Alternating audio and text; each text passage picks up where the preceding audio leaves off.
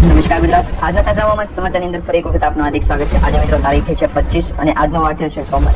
મિત્રો ગયા અઠવાડિયે જે ચોમાસાના વરસાદની આગાહી ગુજરાત રાજ્ય માટે દર્શાવવામાં આવી હતી તેના કરતા આ જે અઠવાડિયું શરૂ થયું છે એટલે આજથી ગુજરાત રાજ્યની અંદર આગામી 7 દિવસ માટે હવામાનની અંદર એકાએક મોટો પલટો આવશે। કારણ કે આપણે જ્યારે જોયું ત્યારે દક્ષિણ ભારતની અંદર જે સિસ્ટમો છે એ પહોંચવાની હતી ગયા અઠવાડિયામાં, પરંતુ અત્યારે દક્ષિણ ભારતની અંદર આ સિસ્ટમો પહોંચી ગઈ છે।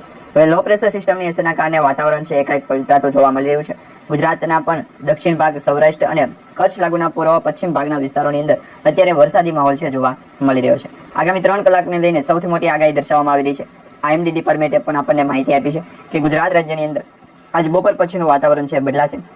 તેમજ મિત્રો હવામાન સમાચાર એવા પણ મળી રહ્યા છે જે ગઈકાલે ચોમાસાનો વરસાદ જે દક્ષિણ ગુજરાતની અંદર, સૌરાષ્ટ્રની અંદર જોવા મળ્યો તે જ પ્રકારે આજે સાંજ સુધીમાં જે વાતાવરણ છે એ પલટાશે, જેના કારણે અત્યારે જે ચોમાસું જે છે એ માત્ર કેરળથી 70 થી 80 કિલોમીટર દૂર છે, પરંતુ આગામી 24 કલાકની અંદર આ જે ચોમાસાની સિઝન છે એ કેરળ સુધી પહોંચી જશે। એટલે 26 તારીખ સુધીની એ આગાહી આપણને મળી હતી। એટલે આગામી 24 કલાકની અંદર જો કેરળની અંદર ચોમાસું પહોંચી જાય તો પછી ગુજરાત રાજ્ય તરફ પહોંચતાની સાથે અઠવાડિયાનો સમય લાગી શકે, પરંતુ આ વખતે ચોમાસું છે એ મોડું છે અને નબળું પણ રહેવાની આગાહી દર્શાવવામાં આવી છે। પરંતુ ચોમાસાનો વરસાદ જે અત્યારે મે મહિનાની અંદર શરૂઆત થઈ ગઈ છે, તો હવે આપણે એવું માની લઈએ કે ગુજરાત રાજ્ય ઉપર ચોમાસાના વરસાદની જે છે એ શરૂઆત થઈ જશે। પરંતુ એ પહેલા તમને જણાવીએ કે ભેજવાળું વાતાવરણ છે એ ગુજરાતને અસર પહોંચાડી શકે છે। ભેજવાળા વાતાવરણના કારણે લાનીનો જે અસર છે, લાનીનોની એ અસરના કારણે જે છે એ અમુક જિલ્લાઓની અંદર ચોમાસું છે ખેંચાતું જોવા મળવાનું છે। એટલે કે એકાદ 2 દિવસ અથવા તો અઠવાડિયા સુધીનો સમય છે એ મોડું શરૂ થવાની આગાહી દર્શાવવામાં આવી રહી છે। આજના વિડીયોની અંદર આપણે મુખ્યત્વે 3 ટોપિક વિશે વાત કરવાના છે। પહેલું એ કે ગુજરાતના ઘણા બધા ભાગની અંદર અત્યારે વાદળછાયું વાતાવરણ છવાઈ ગયું છે,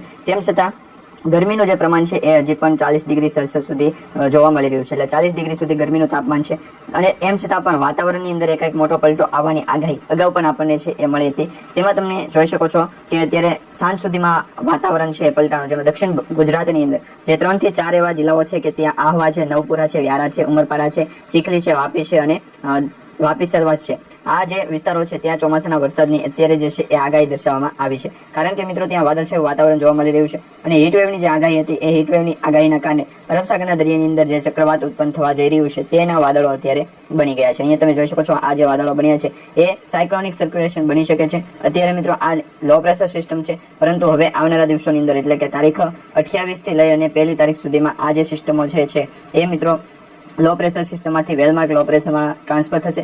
વેલમાર્ક લો પ્રેશર સિસ્ટમ જે છે એ પછી ડિપ્રેશન સુધી પહોંચે, ડીપ ડિપ્રેશન સુધી પહોંચે અને પછી સાયક્લોનિક સર્ક્યુલેશનમાં પરિવર્તિત થાય। એટલે કે સાયક્લોનિક સર્ક્યુલેશનની અંદર જે સિસ્ટમ પહોંચે તો વાવાઝોડું છે એ આવવાની આગાહી રહેશે, પરંતુ અત્યારે તો એ પ્રકારની કોઈ સ્થિતિ છે એ બનતી જોવા નથી મળી। આ મિત્રો દક્ષિણ ભારતની અંદર અત્યારે ચોમાસાનો વરસાદ છે જોવા મળી રહ્યો છે। તમે દક્ષિણ ભારતની અંદર જોઈ શકો છો મૈસૂર છે, તેમજ ઘણા બધા એવા વિસ્તારો જે છે, બેંગલુરુ છે, તેમજ હાસન છે, કાલિકોવાડ છે, મંગલુરુ છે અને આ સાથે મલપુરમ છે। દક્ષિણ ભારતની વાત કરવામાં આવે તો કર્ણાટક, તમિલનાડુ, પોંડુચેરી તેમજ ચેન્નઈના વિસ્તારોની અંદર જે છે એ ચોમાસાના વરસાદની અત્યારે શરૂઆત થઈ ગઈ છે, પરંતુ કેરળની અંદરથી આ ચોમાસાની શરૂઆત થાય તે પહેલા આ દક્ષિણ ભારતના અમુક ભાગની અંદર જે છે ચોમાસાનો વરસાદ પડવાની શરૂઆત થઈ ગઈ છે। આ વર્ષનું કેરળનું ચોમાસું જે છે એ મિત્રો હવે 24 કલાકના અંતરે છે, એટલે કે 24 કલાક સુધીમાં કેરળ સુધી ચોમાસું જે છે એ પહોંચી જવાની આગાહી દર્શાવવામાં આવી છે।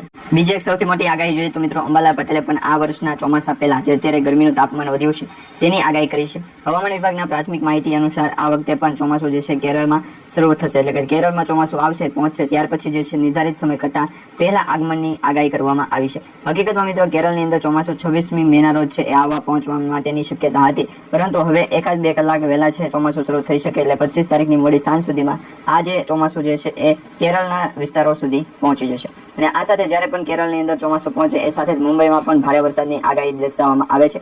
મુંબઈની અંદર પણ ભારે વરસાદની આગાહી છે એ વ્યક્ત કરવામાં આવે છે, એની શક્યતાઓ દર્શાવવામાં આવે છે। ત્યાર પછી 15 જૂનના રોજ ગુજરાત તથા મધ્યપ્રદેશ જેવા રાજ્ય સુધી ચોમાસું પહોંચી જશે અને તે પછી જુલાઈ મહિના સુધીની અંદર તો ગુજરાત રાજ્ય તેમજ ભારત દેશના 5 થી 7 એવા રાજ્યો કે જ્યાં રાજસ્થાન છે, પંજાબ છે, હરિયાણા છે, હિમાચલ પ્રદેશ છે, આવા જે ઘણા બધા વિસ્તારો છે તે વિસ્તારોની અંદર પણ જુલાઈ મહિના સુધીમાં ચોમાસું છે એ વિધિવત રીતે પહોંચી જશે, તેની એક સૌથી મોટી આગાહી કરવામાં આવી છે। બીજી માહિતી આપણે મેળવીએ કે મિત્રો ચોમાસું જે છે ગુજરાત સુધી પહોંચવાને લઈને હજી 7 થી 8 દિવસ સુધીનો સમય લાગી શકે। પ્રી મોન્સૂનની એક્ટિવિટી અત્યારે શરૂ છે, તેના કારણે આ વાતાવરણ છે અત્યારે પલટાતું જોવા મળી રહ્યું છે। એટલે કે દિવસ દરમિયાન ગરમીનું તાપમાન ફૂલ વધારે હોય છે, સાંજ સુધીમાં જે છે એ ઠંડીનું તાપમાન વધવાની સાથે ઘટતાની આગાહીઓ દર્શાવવામાં આવે છે, પરંતુ હવે સ્પષ્ટપણે એ દર્શાવવામાં આવી રહ્યું છે કે જો લોકેશન પ્રમાણે માહિતી મેળવીએ તો ગુજરાત રાજ્યના ઘણા બધા જિલ્લાઓ ઉપર જે છે એ તરત આ વરસાદની સ્થિતિની આપણને જે છે એ અપડેટ મળી શકે. પરંતુ જે પણ લોકો અત્યારનો આજનો આ વિડીયો જોઈ રહ્યા છે મિત્રોને ખાસ વિનંતી છે, હજુ સુધી તમે કમેન્ટ નથી કરી તો આ વિડીયોની અંદર કમેન્ટ કરવાનું શરૂ કરો, કારણ કે કમેન્ટ કરી લેશે તો જ અમે જાણી શકું છું કે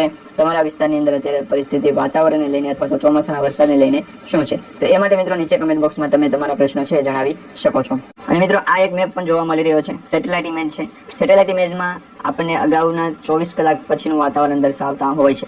ઘણી વખત સેટેલાઇટ ઇમેજની અંદર 12 કલાકનો ગેપ હોય, 8 કલાકનો ગેપ હોય, તો આ પ્રકારે સેટેલાઇટ ઇમેજ જે છે આપણને આકાશી વાતાવરણ નજારો છે જોવા મળતો હોય છે. પરંતુ આ વખતે ચોમાસાની સિઝનની શરૂઆત થાય છે, તો ચોમાસાની સિઝનની અંદર આ વર્ષે જે છે 24 કલાકનો જે વાતાવરણનો પલટો છે એ મિત્રો અરબ સાગરના દરિયાની અંદર જ સમાઈ જવાનો છે. કારણ કે અરબ સાગરના દરિયાની અંદર લો પ્રેશર સિસ્ટમો સક્રિય થાય, વાતાવરણ સક્રિય થાય, અને ઘણી વખત લો પ્રેશર સિસ્ટમની અસરો ગુજરાત સુધી પહોંચવાને લઈને માહિતી મળતી હોય, પરંતુ અરબ સાગર કે મધ્ય પ્રદેશની અંદર મહારાષ્ટ્ર બોર્ડર લાગુના વિસ્તારોની અંદર એટલે કે મુંબઈ છે, કર્ણાવટી છે, તેમજ અત્યારે ગોવા લાગુના વિસ્તારો છે, એ ઘણા બધા વિસ્તારોની અંદર અત્યારે ચોમાસાના વરસાદની આગમનની આગાહી છે કરી દેવામાં આવી છે. પરંતુ આપણે જ્યાં મેપમાં જોઈ શકો છો તો જ્યાં દક્ષિણ ભારતનો ભાગ છે, દક્ષિણ ભારતનો જે વિસ્તાર છે ત્યાં મિત્રો અત્યારે એક સિસ્ટમ બની રહી છે. હવે આ સિસ્ટમ જો ત્યાં ડેવલપ થઈ જાય, એટલે કે આ સિસ્ટમ ત્યાં બની જાય, તો પછી ગુજરાત સુધી પહોંચવાની એને લગભગ 5 થી 10 કલાકનો સમય લાગી શકે. એટલે જો સિસ્ટમ દક્ષિણ ભારતના લક્ષદ્વીપ ટાપુ જે છે ત્યાં અને માલદીવ ટાપુ જે છે ત્યાંથી થોડી દૂર આ સિસ્ટમો બની છે, એટલે કે વાદળોનો ઘેરાવો બન્યો છે.